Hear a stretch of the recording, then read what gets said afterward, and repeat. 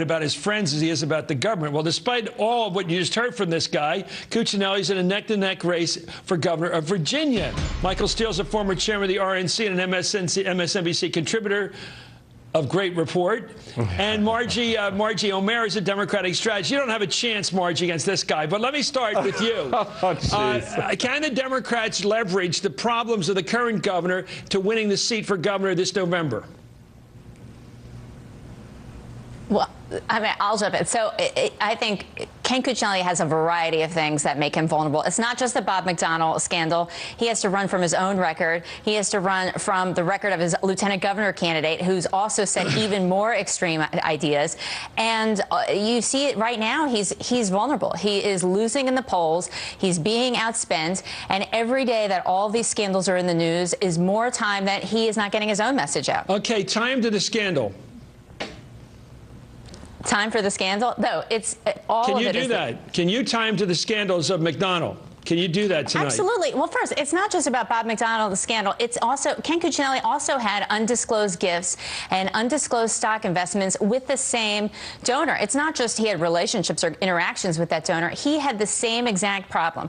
He also, when the chef who's part of this, also part of the scandal, the mansion chef, came to Cuccinelli and said, there are some problems going on in the governor's mansion, he did nothing for almost a year. So it's not just Bob McDonnell's the governor, and so these problems are also Ken Cuccinelli's. They are also Ken Cuccinelli's own problems. He has the same problems in addition to all the other things that made him a weak candidate to begin with. Did he take a stock tip from that guy? To get the $4,000 advantage there he picked up quickly on a very small investment? Yeah, I don't think I'd be taking a lot of tips from Ken Cuccinelli personally. But do you think he got a stock tip? Because that's the issue here. You know, I don't know. I mean, I think the one issue for voters is not necessarily the stock tip, but he's just not disclosing this information. He's not disclosing. He's not following the ethics law that exists, and he's trying to pretend that, you know, he just did it inadvertently. Michael Steele, looks like this race is going to size up roughly. There's going to be a debate tonight or tomorrow night, which basically is going to test whether McAuliffe can debate a seasoned pro.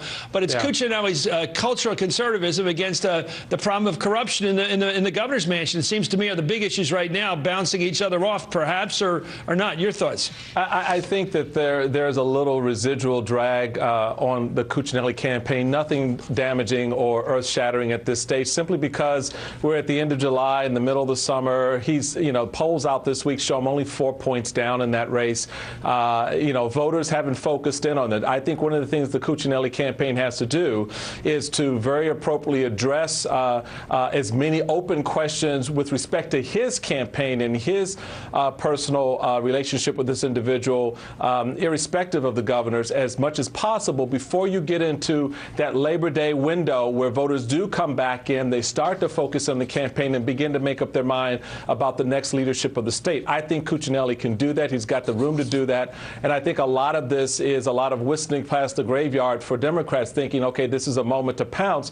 But I'd be very careful here, because 4 points down in July is not earth-shattering.